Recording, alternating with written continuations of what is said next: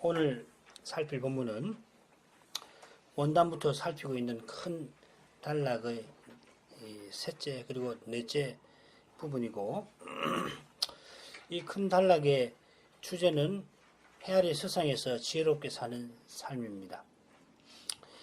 이 큰 단락에서 다루는 이 지혜로운 삶은 특히 이 나라나 성을 다스리는 일과 붙어 있고, 재물과도 관련할 수 있는데 여기서는 특히 나라나 성을 다스리는 일과 붙어 있고, 그와 아울러서 죽는 문제와 관련되어 있습니다. 어떤 사람이 지혜를 얻어서 그 경륜을 펼칠 기회를 얻습니다만은 자기의 경륜이 나라와 백성을 이롭게 한다는 생각에 사로잡힌 나머지 결국은 학대와 뇌물로 말미암아 밀어나게 됩니다. 바로 이것이 15절 이하에 나오는 주제와도 연결될 겁니다.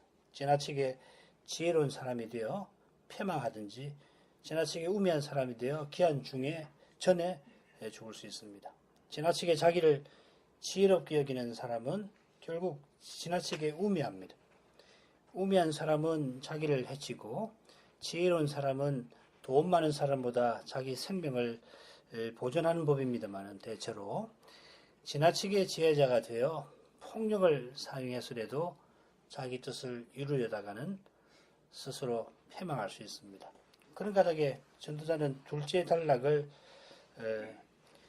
헛된 삶의 짧은 나날이라 하는 표현으로 시작을 해서 그 중간에 7장 6절에 이것도 헛되니라 밝히고는 학대와 뇌물로 밀어나게 된 지혜자를 다루었던 겁니다. 자, 이런 줄거리에서 단락을 살피는 것이 자연스럽습니다. 13, 14절 읽겠습니다. 하나님이 행하시는 일을 보라. 하나님이 굳게 하신 것을 누가 능히 곧게 하겠느냐. 형통한 날에는 기뻐하고 공고한 날에는 생각하라. 이 보라 하는 말입니다. 하나님이 이 두 가지를 병행하게 하사 사람으로 그 장래일을 능히 헤아려 알지 못하게 하셨느니라. 13, 14절에는 똑같은 표현과 내용이 나옵니다. 14절에 생각하라 했는데 13절과 똑같이 보라 하는 말이고, 하나님이 행하시는 일, 즉 하나님의 행사가 무엇인가 13절 후반절과 14절 후반절에 각각 나옵니다. 자, 그러면 이 하나님의 행사가 하나님이 굽게 하신 그것입니까? 아니면은 하나님께서 굽게 하신 것을 사람이 곧게 만들지 못하게 하신 것입니까? 또 하나님이 형통한 날과 공고한 날을 병행되게 하신 것입니까? 아니면은 그렇게 하셔서 장래일을 능히 헤아려 알지 못하게 하신 것입니다. 하나님이 굽게 하신 것을 곧게 할 수 없다 하는 이것은 전도서 1장에 나오는 표현을 떠오르게 합니다. 1장 15절을 보면 구부러진 것을 곧게 할 수 없고, 여기서는 1장 15절에서는 구부러진 것이라고 했는데 7장에서는 하나님이 굽게 하신 것이라 표현했습니다. 자, 이 표현은 전도서 7장 29절, 7장 마지막에 나오는 하나님이 사람을 정직하게 지으셨으나 사람이 많은 꾀를 낸 것이라, 이 말씀에 비추어 살펴야 할 겁니다. 방금 읽은 29절도 이것을 보라 하면서 시작됩니다. 정직하게, 곧게, 우리 말에도 직이란 말이 곧다는 말인데 히브리어 야사르라는 말도 그렇습니다. 곧게 지원받은 인생이 많은 꾀를 냈기에 혈에서 많은 일이 창조하신 계획대로 질서대로 되지를 아니합니다. 사람이 타락한 후에도 하나님이 온갖 선한 것을 주십니다마는 타락한 사람은 이 선한 것으로 악을 지어냅니다. 어떤 사람이 하나님이 주신 선물로 지혜를 받아 선한 일을 이루려 합니다마는 백성을 위한다는 그 확신에 오히려 백성을 학대합니다. 이런 일이 언약의 나라에도 일어납니다. 전도자가 자기를 이스라엘 왕, 예루살렘 왕 다윗의 아들이라고 했는데, 아마도 둘째 단락에 기록된 일이 지혜자가 결국은 학대, 탐악과 뇌물로 밀어나게 된 거, 그게 그의 경험일 수도 있습니다. 언약 백성을 잘 다스리려 했습니다마는 실은 백성을 학대하고 말았습니다. 이런 일에 우리 마음이 당혹스럽습니다마는 우리의 죄를 깨달으면 그렇게 이상한 일도 아닙니다. 전도서 5장 8절에 보면은 해 아래서 이 학대가 있는 거 이상하게 여기지 말라 합니다. 오히려 죄의 심연을 들여다보는 사람은 이 타락한 인생이 사랑하려는 마음을 품는 그것을 참으로 놀랍게 여깁니다. 이기적인 마음으로 사랑하는 일에서도 신자는 하나님의 은택을 봅니다. 이기적인 마음으로 사랑하는 것이 증오하는 것보다 때때로는 더 끔찍한 결과를 낼 수도 있습니다만은, 그러나 대개는 미워하는 것보다는 사랑하는 것이 해 아래 세상을 조금 더 낫게 할 겁니다. 물론 그런 사랑에 세상이 근본적으로 달라지지 않습니다만은 근본적으로 세상을 바꾸시는 그리스도의 일에 쓰일 수도 있습니다. 중요한 것은 사람의 사랑이나 사랑하는 그 사람의 무슨 가능성을 두지 말고 주님의 거룩한 그 사랑, 그 신비한 통치를 바라보는 것입니다. 그처럼 우리가 주님을 믿는 믿음으로 행합니다마는 우리가 믿는 주님이 친히 구원을 이루신다 하는 이 점을 늘 기억해야 합니다. 우리의 믿음은 수단이지 근거가 아닙니다. 그 수단도 내게서 내가 내놓는 것이 아니라 주님이 선물로 주시는 겁니다. 주님의 은혜로 믿는 우리 자신은 그러나 주님의 일에 창해될 수 있습니다. 우리가 심지어 믿음으로 행할지라도 그럴 수가 있습니다. 교회의 미래는 오직 영광의 소망이신 그리스도 안에 있습니다. 그리스도가 세우시면 서는 것이고 아무리 서려고 할지라도 주님이 허락지 아니하시면 그만입니다. 우리가 주님의 교회로 서야 할 자격이 있는 것처럼 생각한다면 바로 그 생각이 이미 큰 장애가 됩니다. 나 같은 경우 뭐라고 주님이 여전히 나를 사랑하시는가 하면서 겸손히 주님을 바라보면은 주님은 틀림없이 교회를 세워주실 것입니다. 주님이 굳게 하신 것을 능히 곧게 못한다 하는 것은 형통한 날과 공고한 날이 병행되어서 장래일을 헤아리 알지 못하게 되는 거 하신 것입니다. 이 곤고라는 말은 전도서 5장에 여러 번 나오는 폐단, 이 라라는 말, 악이라는 말입니다. 여기 이 5장에 언급된 그 폐단, 곤고를 보면 재물을 자기에게 해되게 지키는 것, 재물과 부여와 존귀를 원 없이 받았지만 정작 누리지 못하는 것, 이런 것이었습니다. 형통한 날이 오더라도 내일은 곤고한 날이 될 수가 있고 공고한 날이 닥쳤지만 그 후에는 형통한 날이 올 수 있습니다. 오늘은 곤고한 날이니 내일은 반드시 형통한 날이 되게 할 수 있느냐? 그럴 수가 없고 오늘 형통한 날이 왔지만은 내일도 그렇게 되게 할 수도 없습니다. 그처럼 내일 형통한 날이 될지 헤아려서 공고한 오늘을 견딘다든지 내일은 형통할 테니 잘 견딘다 한다든지 내일 공고한 날이 올 줄을 알고 미리 형통한 오늘 대비할 수가 없습니다. 인생은 그저 영원하신 하나님을 의지할 뿐입니다. 과연 곤고한 날에도 하나님을 의지하는 거기에 형통함이 약속되어 있지만은 형통한 날에 하나님을 멀리하면 결국 곤고하게 될 것입니다. 형통한 날에 더욱 겸손한 사람은 곤고한 날에도 자기의 장래가 자비하신 하나님께 있음을 알고 하늘의 평안을 맛볼 겁니다. 형통한 날에 참으로 기뻐하는 사람은 더욱 마음을 겸손히 하고 형통함을 주신 하나님에게 감사합니다.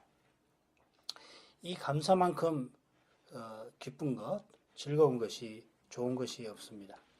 참으로 감사하는 사람은 곤고한 날에도 삶의 밝은 면을 보고서 감사할 수 있을 겁니다. 이제 넷째 단락을 봐야 되는데 넷째 단락 줄거리 한번 보시죠. 넷째 단락이라고 쓰여 있는데 크게 둘로 나눌 수가 있죠. 15절부터 22절, 23절부터 26절, 오늘 22절까지 읽었습니다.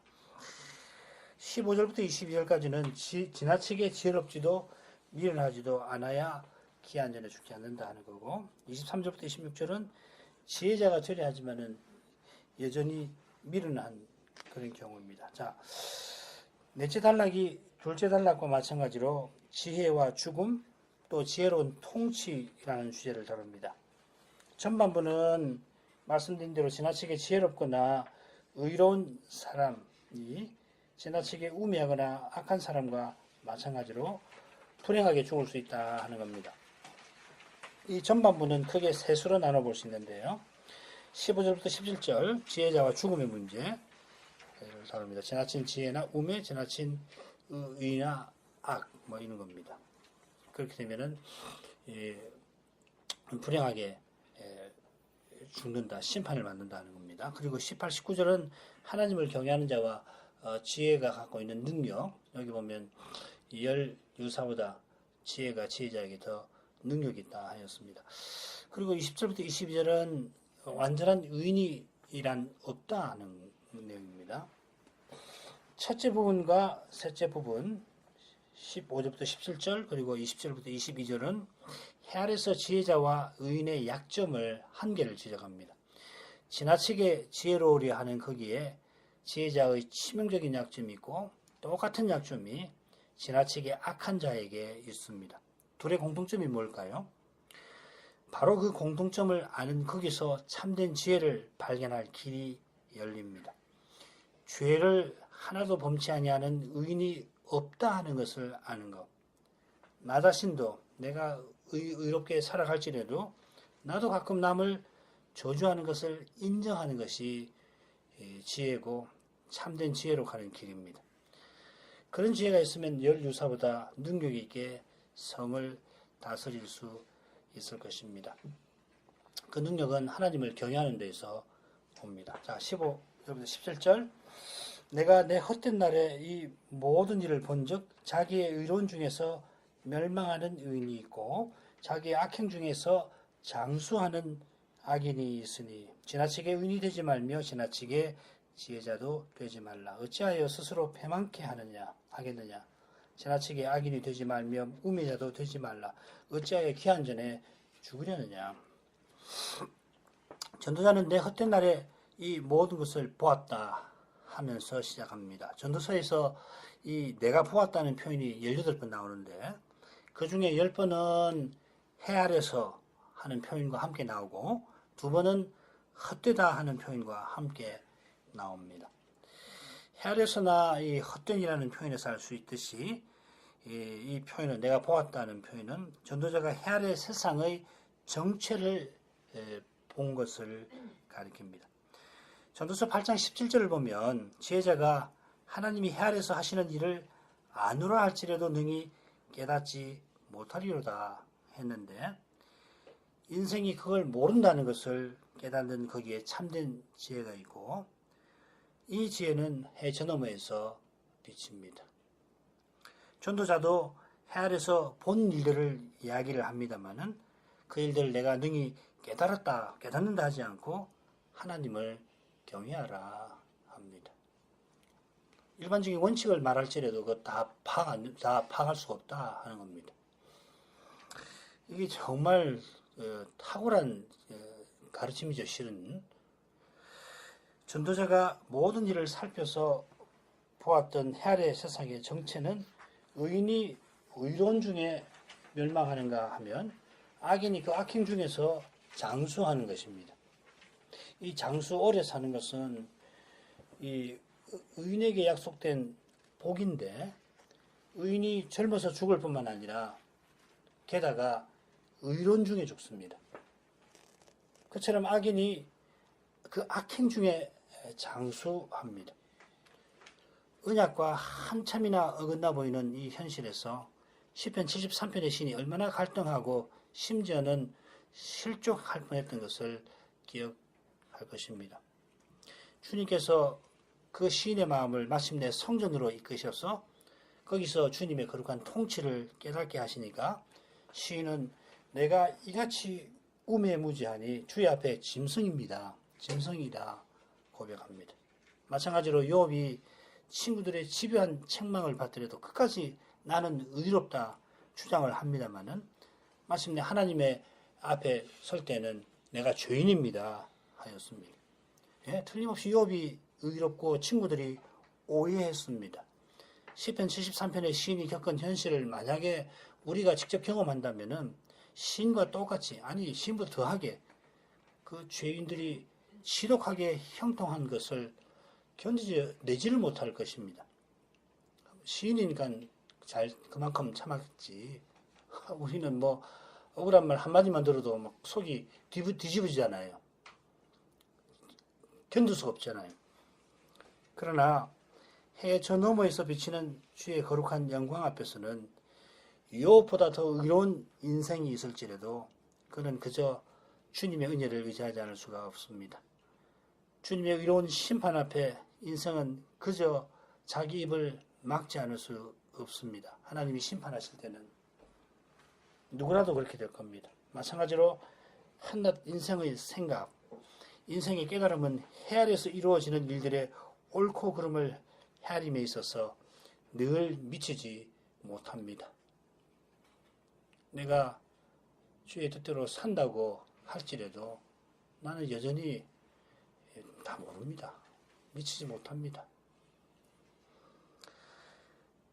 자기가 모든 일에 절대 옳다고 할 사람 물론 없겠습니다만은 자기가 누군지 깨닫는 사람은 겸손히 모든 일에 절대 의로우신 주님의 자비를 구할 뿐입니다. 내가 참으로 의롭다면은 그건 오직 절대 의로우신 주님의 은혜에 속합니다. 주님의 은혜를 떠나면은 내 의가 나의 불의보다도 하나님 앞에 악한 것이 될 수가 있습니다. 나의 불의가 드러나게 되면은 두려움도 느끼고 부끄러움도 느끼고 나아가서는 회개에 이를 수도 있습니다만은 자기 의를 자랑하는 사람은 자기가 얼마나 죄인인지를 모르는 까닭에 감히 하나님 앞에서 자기 의를 내세우려고 할 겁니다. 누가복음 18장에 나오는 바리새인은 이 기도를 통하여 하나님을 앞에서 하나님께 나가는 기도를 통하여 자기를 자랑하는 지독한 죄를 짓습니다. 내가 남보다 낫다는 그 교만, 그렇게 생각하는 교만이 심지어 내가 하나님 앞에서 다른 이와 다르다고 하는 오만이 이렇게 무서운 겁니다. 결국 그런 교만에서 지나치게 의인이 되고 지혜자가 되려는 마음이 일어납니다. 교만한 마음은 하나님 말씀보다 지혜로운 체하고 하나님보다 의로워지려고 합니다. 참된 의와 지혜는 선물로 주시는 것이지 내게서 나오는 게 아닙니다. 오직 하나님만 지혜이시고 의 자체이시며 우리 인생은 그저 그 지혜의 말씀을 좇는 만큼 지혜롭고 우리가 얼마나 좇는가 생각하면 참 지혜롭다고 말하기가 민망하지요. 의로우신 하나님의 판단을 우리는 겸손히 따를 뿐입니다. 자기 죄를 생각하면 참 답 없습니다. 하나님의 자비 외에는 구할 마음 없어집니다. 겸손한 신자는 자기가 옳은 길을 걷는다고 할지라도 감히 남을 판단하지 않을 뿐만 아니라 자신도 판단하지 않고 그저 모든 사람을 판단하시는 주님의 뜻을 깨닫게 해주시면 그만큼 그대로 행하려 할 뿐입니다. 내가 말씀을 깨달았을지라도 나의 깨달음이 여전히 그 말씀에 말씀하시는 하나님께 미치지 못하는 것을 알고서 더욱 주님의 은혜를 구하며 보이신 길을 걸어갈 뿐입니다. 이런 겸손한 태도에서 벗어나면 즉시로 내가 뭘 이루려 하고 무엇이 되려고 합니다. 그러면 스스로 지혜롭게 여겨서 분수에 넘는 말을 하게 되고 과람한 태도가 나에게서 나옵니다.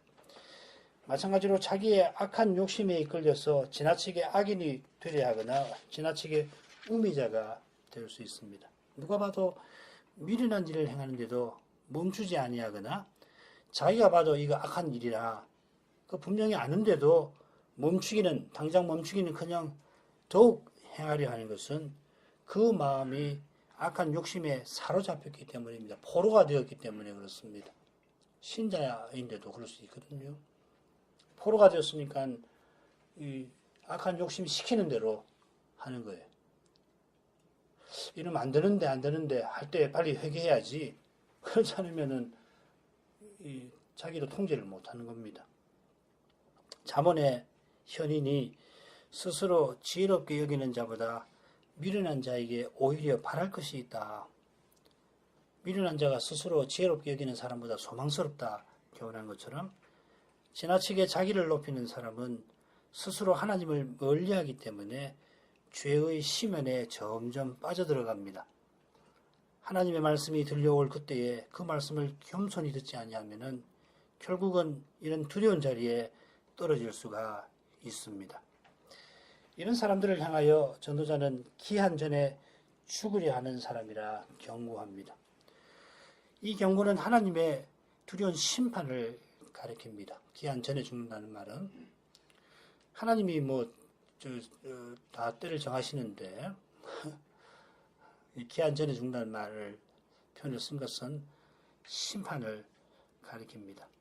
하나님의 기묘한 통치로 자기의 악행 중에도 장수하는 의인이 있습니다만은 지나치게 악하게 행하는 사람은 하나님께서 더 이상 살려두실 수 없게 만드는 것입니다.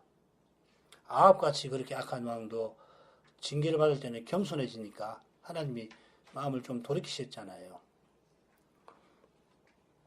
근데 거기서 더 지나가 버리면은 하나님께서 너는 더 이상 살려둘 수 없구나. 그렇게 하시는 겁니다. 무섭습니다. 그처럼 지나치게 지혜자가 되려는 사람을 향하여 전도자는 어찌하여 스스로 패망케 하겠느냐 하고 경고합니다.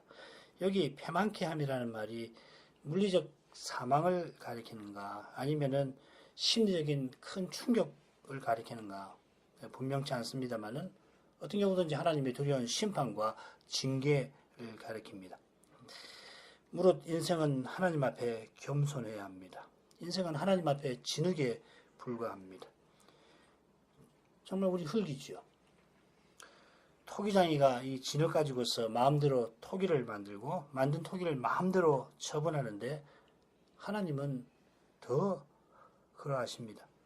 내가 하나님의 뜻대로 행할지라도 무익한 종으로 마땅히 하여야 할 일을 행하는 것일 뿐만 아니라 마땅히 할 일을 할 수 있는 것이 오직 주님의 은혜와 은택임을 잊지 말고서 이 하나님만 자랑하고 또 겸손히 하나님 말씀을 쫓아야겠습니다. 그래야 말씀을 깨닫더라도 깨달은 자기처럼 자기를 말씀만큼 높이지 않게 되고 그래야 스스로 무엇이 된 것처럼 과람한 태도를 취하지 않게 됩니다.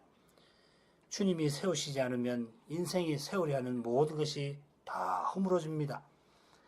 주님이 반드시 우리를 주님의 교회로 세우셔야만 하는 것처럼 주님이 나를 반드시 구원하시지 않으면 안 되는 것처럼 착각하지 않도록 늘 주의해야 합니다. 주님의 사랑만이 우리를 구원합니다. 주님의 은혜로만 교회는 섭니다. 자비하신 아버지, 저희가 이제도 함께 모여서 하나님 이름을 부르게 하심을 감사합니다. 하나님이 그리스도를 내어주시기까지 하시며 저희를 먼저 불러주신 것이 저희가 그리스도 이름으로 아버지께 가까이 나오게 하시는 거기에 있음을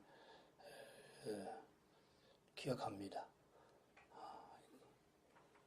저희가 하나님 이름을 부를 수 없는 자들, 하나님을 모르던 자이고 저희대로 하나님을 멀리 떠나있던 그런 자들인데 이렇게 저희를 가까이 불러주셔서 하나님을 알게 하시고 성신을 의지해서 하나님을 아버지라 부르게 하시니 이것이 얼마나 큰 은혜요 사랑인지 알 수가 없습니다.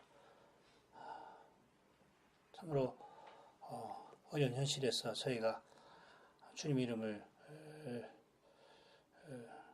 힘겹게 부르고 그럴 때 저희 마음은 큰 슬픔과 아픔에 젖지만은 그러나 이미 주님께서 저희를 살피시고 저희를 붙들고 계심을 이로써 알게 하십니다. 저희로 하여금 하나님 이름을 부르게 하시는 하나님께서 틀림없이 우리의 기도를 들으시고 말씀하신 대로 그 약속을 붙잡는 주의 백성들을 바라는 대로 구하는 것에 넘치도록 틀림없이 약속하신 것을 허락해 주실 것을 믿게 하십니다. 눈앞의 현실을 볼 때는 거기에 매여서 저희가 낙마하지 않을 수 없지만은 그러나 하나님의 말씀을 가르쳐 주실 때 그 말씀에 그 거룩한 빛에 저희 현실을 알게 해주시고 무엇보다 주님의 사랑을 일깨우셔서 저희가 거기서 큰 위로와 격려를 얻게 하십니다. 더욱 겸손히 주님의 은혜를 구하게 하십니다. 그처럼 주님의 말씀을 늘 가르쳐 주셔서 조금이라도 저희가 마음이 높아지지 않게 이끌어 주시기를 구합니다. 저희가 무슨 자격이나 무슨 가치가 있어서 주님의 교회로 선 것이 아니라 구원을 받는 것이 아님을 한시도 잊지 말게 해주시고 저희의 구원은 전적으로 하나님의 사랑에 있고 주님의 교회가 서서 나가는 것이 그 힘이 오직 주님께 있음을 기억하게 해주시기를 구합니다. 그처럼 눈앞의 현실이 실로 아무런 소망이 보이지 아니하는 그런 캄캄한 때에도 주님께서 원하시면은 주님께서 사랑하심으로 주님께서 말씀하셨으므로 틀림없이 그 말씀대로 그 사랑을 우리에게 나타내셔서 주님의 그 거룩한 영광을 나타내 주실 것을 의심치 말게 해 주시옵소서. 그처럼 방황하는 청년들, 자녀들을 볼 때 연약한 인생이라 참 어찌할 바를 알 수가 없고 온 몸에서 힘이 다 빠지는 것 같을지라도 그러나 주님 그 약속을 꼭 붙들게 해주시고 무엇보다 인생에 비할 수 없는 하나님의 그 무한하신 사랑을 꼭 기억하게 해주셔서 하나님의 그 사랑이 틀림없이 약속하신 대로 언약을 이루어 주실 것을 의심치 말고 더욱 굳게 서서 주님의 언약 보이신 그 길로 행하고 나갈 수 있기를 있게 해주시기를 구합니다. 주님, 저희가 기도할 것이 얼마나 많은지를 알게 하십니다. 성신 감화해 주셔서 저희가 한 마음이 되어서 각각 집에서 함께 모여서든지 집에서든지 주님 이름을 부르게 해주시고 그리하여서 성신 안에서 저희가 사랑으로 점점 가까워지게 해주시고 그래서 어떤 어려운 현실이 닥치더라도 거기에 눌리지 않고 담대히 하나가 되어서 그 현실을 뚫고서 주님이 기뻐하시는 그 길로 갈 수 있도록 이끌어 주시기를 구합니다. 날씨가 무척 차가워서 우리 가운데 연약한 이들 또 가난한 이들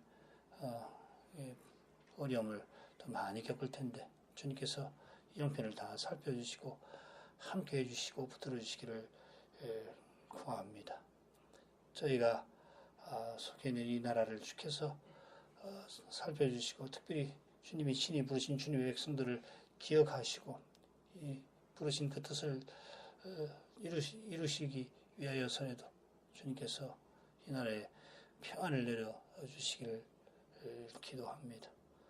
주님께서 이 남은 시간도 저희를 붙들어 주셔서 하나님 나라의 평안과 기쁨을 맛보게 해 주십시오. 예수님 이름으로 기도합니다. 아멘.